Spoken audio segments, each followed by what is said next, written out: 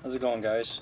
So today I just figured I'd do a brief overview of a fish finder that I had purchased for my kayak about 3 months ago. If you saw my other videos that I have on my channel on Empire Anglers, I did a review of the Pelican Strike 100X, and this is the fish finder that I got for it. It's the Hawkeye. The model is the F33P on the bottom there. Cheap model off eBay, about 45 bucks. It wasn't really designed to, go on like the bottoms of big boats. More of just like a handheld device, to take on the shoreline. The device itself came with a float with about 30 feet of cable that attaches to the plug right up here. I just get it out. Just your standard, almost like a headphone cable there. And they also supplied the bracket that goes on the transom of your boat. 2 screws, just a piece of plastic, and actually has a threaded piece that you could screw into like a rod for a broom or a mop handle. You can buy those at your local Walmart or Lowe's, Home Depot. So I really didn't want to, mess around with the float. So I took that off and I mounted it on the back of my kayak, which is outside. We'll go out there in a minute. I'll show you how I did that. Overall, the fish finder is pretty good. The features, it shows the depth of the fish, how many there are, the depth. The only thing it doesn't show is the size of them, but anything helps. Anything helps to locate some fish.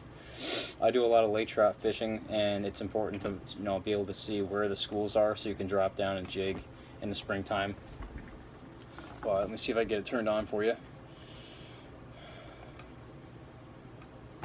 So, if you can see this here, reflection is pretty bad. Alright, so I'm going to turn it on now. It's got lights, so your depth is up here. So right now, obviously it's reading 0 feet. And that goes to that. And then you have an option of a power save in the top corner here, your backlight, your sound, and your sensitivity up here. All controlled by the setup button right here. So, I should get a different angle here on this. I can do it.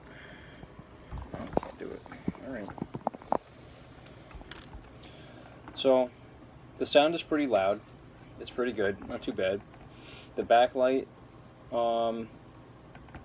it's pretty bright at night. I haven't really used it a lot, but the sensitivity I haven't messed around with a lot. It seems to be fine about mid-range for muddy to clear water. Doesn't really matter. It takes 4 AAA batteries, so unfortunately it does not run off of a 12-volt battery like your normal fish finder would. But it's all in here, completely watertight. It's all sealed by a gasket. What else? I'm probably going to get rechargeable batteries for it, because it adds up. Just a pack of 4 batteries is like $6, sometimes 8, depending on what you get. So I'll put the link up to this at the end of the video in the description, so you can check it out, look at the reviews. It's got about a 4.5 star review online. I got mine off eBay, like I said, for about $45. And I just took the float and everything off that it came with on the transducer that you throw out in the water, and I attached it on the kayak. And I'll take you outside right now. We'll go take a look at that.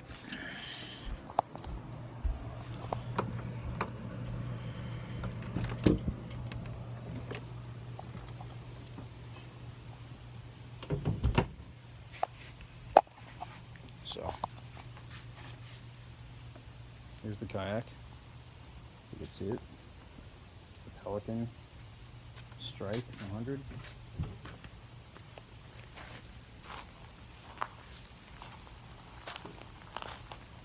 So we'll start from the front. Here's the plug that goes into it.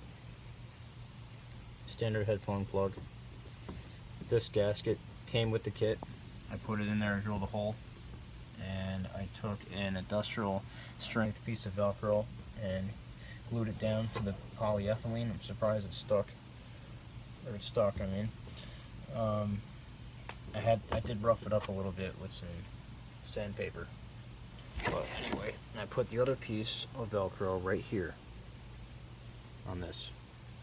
So it just goes like this. Snaps right in, nice and solid. You can pull this out to your desired length.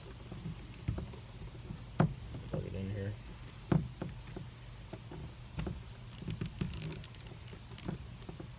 then you're all set right in front of you.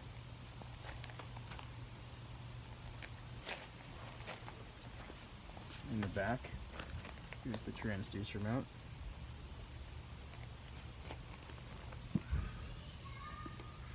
This pivots up and down. And this pole here is a piece I actually cut from a mop handle with a threaded end. Threaded right onto here.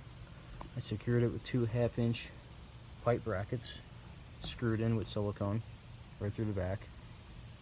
2 screws here in the middle so it can't pivot back and forth. And this is nice when you go in the shallows, you can tilt it up. And you gotta make sure that you put it above the keel line. So the first thing you hit, if you do hit something, is the keel, not the transducer when it's down.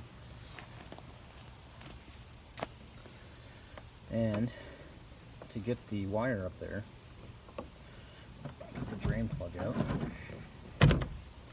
I just recessed a little notch in there so the cable goes in here. It does not get cut.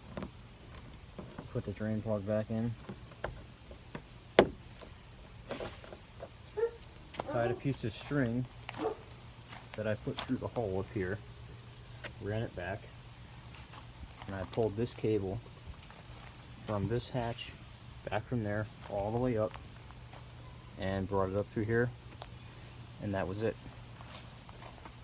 Pretty basic setup, very easy to do. Like I said, for 45 bucks, I recommend this unit to anybody who just wants to get some kind of visual and depth reading when you're fishing.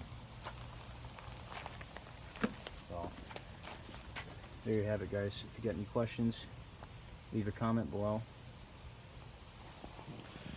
And thank you again for watching. Please like and subscribe. Have a great day.